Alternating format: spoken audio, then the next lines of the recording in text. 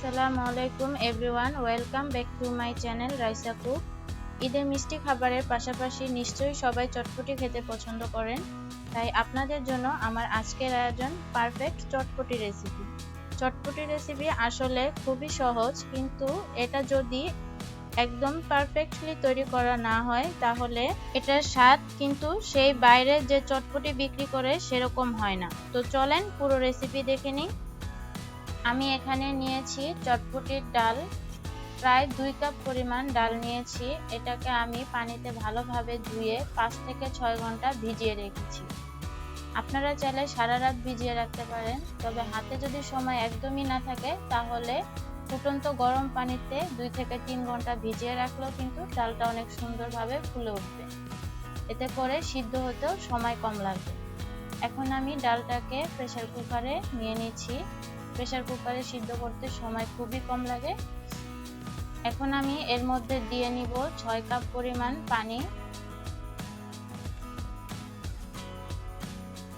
দিয়ে নিব 1 চা চামচ লবণ, আর সামান্য পরিমাণ একটু হলুদ গুঁড়ো দিয়ে নিব কালারের জন্য। কালারটা যেন সুন্দর আসে এজন্যই হলুদ গুঁড়োটা দিয়ে নিচ্ছি আমি। এখন এটাকে আমি ভালোভাবে একটু নেড়ে ঢাকনা দিয়ে ঢেকে নিব। ঠিক 2টা হুইসেল আসা পর্যন্ত আমি অপেক্ষা করব।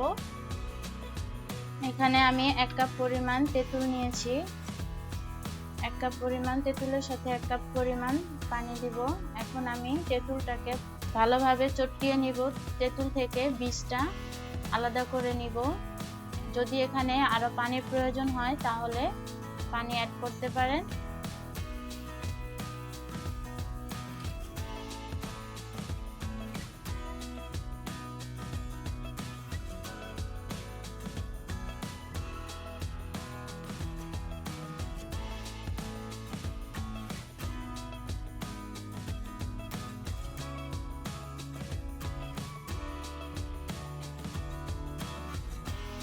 বীজগুলো এখন আমি আলাদা করে নিব, যাতে টকের মধ্যে কোনো আঁশযুক্ত কিছু না থাকে। এজন্য আমি ভালোভাবে বীজগুলো তুলে নিচ্ছি।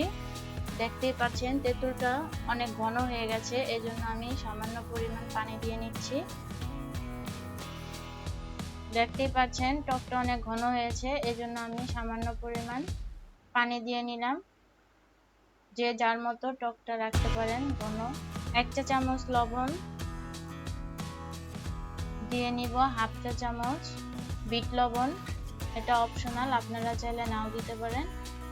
দিয়ে নিব 2টা শুকনো মরিচ হাতে গুঁড়ো করা, 2 চামচ চিনি, আপনারা যে যেমন মিষ্টি খেতে পছন্দ করেন তার পরিমাণ মতো স্বাদ মতো দিয়ে নিব।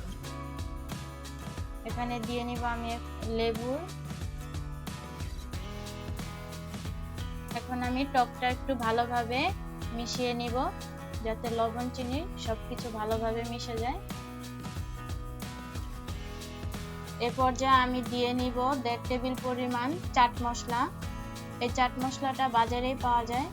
এখন এটা আমি ভালোভাবে মিশিয়ে নিব। তৈরি হয়ে গেল আমার চটপটির টক। ডালটা দেখতেই পাচ্ছেন খুব সুন্দরভাবে সিদ্ধ হয়েছে। ডালের উপরে যে খোসাগুলো ভেসে উঠেছে, এটা একটা চামচের সাহায্যে বা একটা ছাঁকনির সাহায্যে আপনারা খোসাগুলো তুলে নেবেন। আপনারা যদি নরমাল হাঁড়িতেও সিদ্ধ করতে চান তাহলেও দেখবেন এই খোসাগুলো ভেসে উঠেছে। এর ভিতরে কিন্তু ডাল নেই, দেখতেই পাচ্ছেন। এখন আমি এর মধ্যে দিয়ে নিব চটপটির মশলা 1.5 কাপ পরিমাণ, দিয়ে নিব ভাজা জিরার গুঁড়া 1 চা চামচ, এর সাথে দিয়ে নিব হাফ চা চামচ বিট লবণ।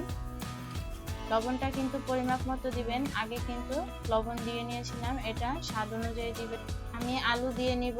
আলুটাকে কিন্তু একদম গলে ফেলা যাবে না, একটু আস্ত রাখতে হবে। এ পর্যায়ে আমি এখন ডালটাকে ভালোভাবে মিশিয়ে নিব, যাতে মশলাগুলো ভালোভাবে ডালের সাথে মিশে যায়। এজন্য আমি কিছুক্ষণ ভালোভাবে আস্তে করে নেড়ে নিব, যাতে ডালটা গলেও না যায়। নেড়ে নেওয়ার পর এখন আমি চুলার মধ্যে আরেকটু বসিয়ে দিব বলক আসা পর্যন্ত। চটপটিটা হালকা গরম থাকা অবস্থাতেই আমি একটা বাটিতে নিয়ে নিচ্ছি। আমি পুরোটা ডাল নিচ্ছি না, অর্ধেকটা নিচ্ছি। ঠিক যতটুকু আপনার মনে হয় সার্ভ করবেন গেস্টের সামনে ততটুকু নেবেন। আমি আগে থেকে একটা ডিম গ্রেটারের মাধ্যমে গ্রেট করে রেখেছিলাম, এটা আমি পুরোটাই দিয়ে দিচ্ছি। এর সাথে দিয়ে দিব হাফ কাপ পরিমাণ পেঁয়াজ কুচি, দিয়ে নিব হাফ কাপ পরিমাণ ধনেপাতা কুচি, দিয়ে নিব 2টা মরিচ কুচি, এর সাথে দিয়ে নিব শসা। এবার এটা ভালোভাবে মিক্সড করতে হবে যাতে সবগুলো একসাথে মিক্সড হয়। কিছুক্ষণ ভালোভাবে নেড়েচেড়ে নিতে হবে।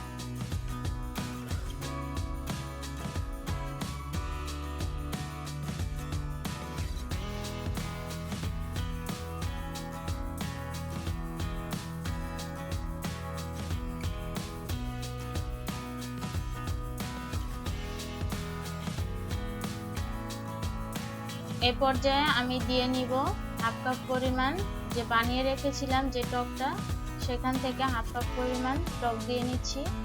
এবার আরেকটু ভালোভাবে মিশিয়ে নিব। এবার আপনি পরিবেশন করতে পারেন। পরিবেশনের আগে আপনি চাইলে আরেকটু সাজিয়ে নিতে পারেন। এর উপরে একটু পেঁয়াজ কুচি, একটু ধনেপাতা কুচি, একটু গ্রেটার করা ডিম আর একটু উপরে টক দিয়ে সাজিয়ে নিয়ে পরিবেশন করতে পারেন। আজকের ভিডিওটা যদি আপনাদের ভালো লেগে থাকে তাহলে অবশ্যই চ্যানেলটিকে সাবস্ক্রাইব করে পাশে থাকবেন।